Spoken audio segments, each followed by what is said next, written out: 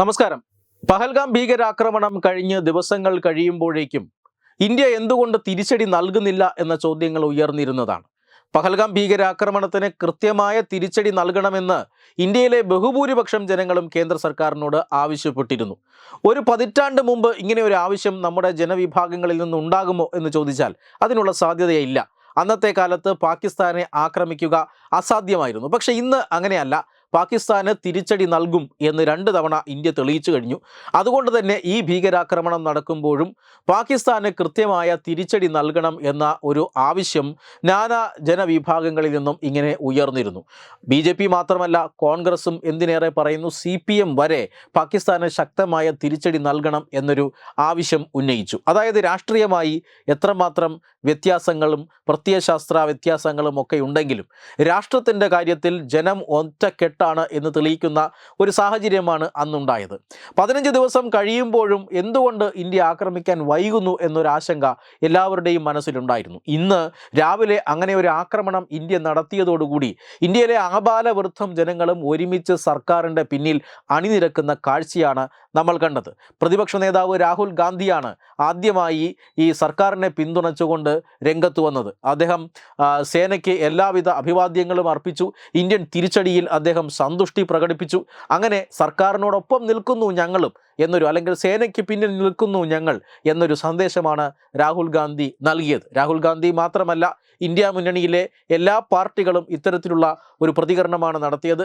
Mallikarjun ഖാർഗെയും Sasi തരൂരും AK ആന്റണിയും VD സതീശനുമെല്ലാം ഒരേ സ്വരത്തിൽ തന്നെയാണ് ഇതിനെതിരെ അല്ലെങ്കിൽ ഈ സൈനിക ആക്രമണത്തെ പിന്തുണച്ചുകൊണ്ട് രംഗത്ത് വന്നത്. മാത്രമല്ല, ഈ കഴിഞ്ഞ ദിവസം ആഭ്യന്തര വകുപ്പ് ഒരു മോക്ക് ഡ്രില്ല് നടത്തണം എന്നൊരു പ്രസ്താവനയുമായി മുന്നോട്ട് വന്നിരുന്നു. നേരത്തെ പറഞ്ഞതുപോലെ ഇപ്പോൾ ഈ പാകിസ്ഥാനെ കടന്നാക്രമിക്കണം, പാകിസ്ഥാനെ കൃത്യമായ പണി കൊടുക്കണം എന്നൊരു അഭിപ്രായം എല്ലാ വിഭാഗം ജനങ്ങളുടെ ഭാഗത്തു നിന്നും വരുന്നുണ്ടെങ്കിൽ അത് തീർച്ചയായും കഴിഞ്ഞ 10 വർഷം കൊണ്ട് രാജ്യം നേടിയ മാറ്റമാണ്. ആ മാറ്റത്തിൻ്റെ മറ്റൊരു ഉദാഹരണമാണ് ഈ കഴിഞ്ഞ ദിവസം ആഭ്യന്തര മന്ത്രാലയം പുറത്തിറക്കിയ ഒരു ഉത്തരവ്. രാജ്യത്തിൻ്റെ 240-ലധികം കേന്ദ്രങ്ങളിൽ മോക്ക് ഡ്രിൽ നടത്തണം.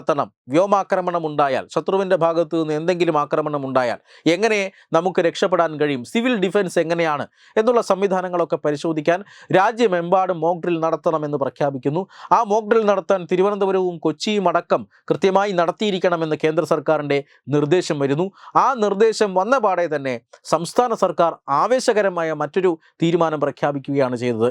തിരുവനന്തപുരത്തും കൊച്ചിയിലും നടത്താനായിരുന്നു കേന്ദ്ര സർക്കാരിൻ്റെ നിർദ്ദേശമെങ്കിൽ ആ 2 സ്ഥലത്ത് മാത്രമല്ല, കേരളത്തിലെ 14 ജില്ലകളിലും മോക്ക് ഡ്രിൽ നടത്തും എന്ന് സംസ്ഥാന സർക്കാർ പ്രഖ്യാപിക്കുകയായിരുന്നു. അത് തീർച്ചയായും ഈ രംഗത്ത് വന്ന വലിയൊരു മാറ്റം തന്നെയാണ്. അതായത് ഇതിനു മുമ്പ് ഭൗമ ദിനത്തിൻ്റെ അന്ന് വൈദ്യുതി വിളക്കുകൾ കെടുത്താനായി പറഞ്ഞപ്പോൾ തീർച്ചയായും അതിനെതിരെ ഉയർന്ന പരിഹാസങ്ങളൊക്കെ നമ്മൾ കണ്ടതാണ്. കോവിഡിനെതിരെ പാത്രങ്ങൾ കൊണ്ട് ശബ്ദമുണ്ടാക്കണമെന്ന് പറഞ്ഞപ്പോൾ വന്ന പരിഹാസം നമ്മൾ കണ്ടതാണ്. ഇങ്ങനെ പലതരത്തിലും സർക്കാരിൻ്റെ അല്ലെങ്കിൽ കേന്ദ്ര സർക്കാർ പറയുന്ന കാര്യമാണ് എങ്കിൽ അതിനോട് നേരെ വിപരീതമായി പ്രവർത്തിക്കുക എന്നതായിരുന്നു നമ്മുടെ നയം. ആധാർ ലിങ്ക് ചെയ്യാൻ പറയുമ്പോൾ നമ്മൾ അതിനെ കളിയാക്കിയിരുന്നു. എന്നാൽ അത്തരം പദ്ധതികൾ കൊണ്ടൊക്കെ ജനങ്ങൾക്ക് പ്രയോജനമുണ്ട് എന്ന് പിന്നീട് കാലം തെളിയിച്ചു. അതാണ് ഇപ്പോൾ ഒരു അഭിപ്രായ ഐക്യത്തിലേക്ക് നമ്മൾ വരാനുള്ള കാരണം. അതായത് ശത്രു രാജ്യം ഇന്നല്ലെങ്കിൽ നാളെ നമ്മളെ ആക്രമിക്കാനുള്ള സാധ്യതയുണ്ട്.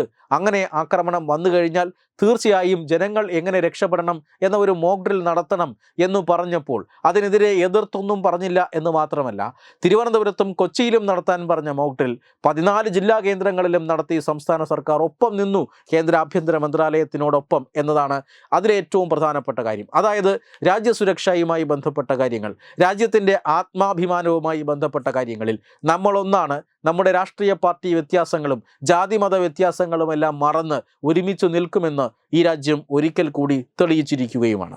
വെബ് ഡെസ്ക് തത്തുമൈ ന്യൂസ്.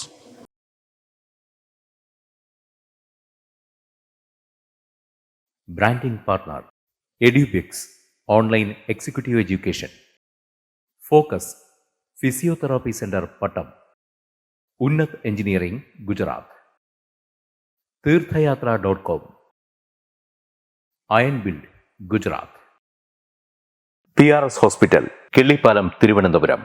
5 തലമുറകളായി നിങ്ങൾക്കൊപ്പം. തുമ്പമൺ ശ്രീ വടക്കുംനാഥൻ ക്ഷേത്രം, അമ്പലക്കടവ്, പത്തനംതിട്ട. ശ്രീമദ് സ്കന്ദപുരാണ മഹാസത്രം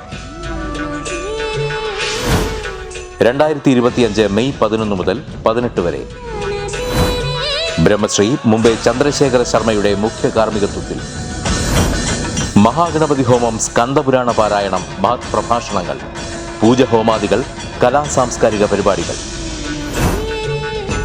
സത്രയജ്ഞ കർമ്മങ്ങളിലേക്ക് എല്ലാ ഭക്തജനങ്ങളുടെയും സാന്നിധ്യവും സഹകരണവും സാദരം അഭ്യർത്ഥിക്കുന്നു.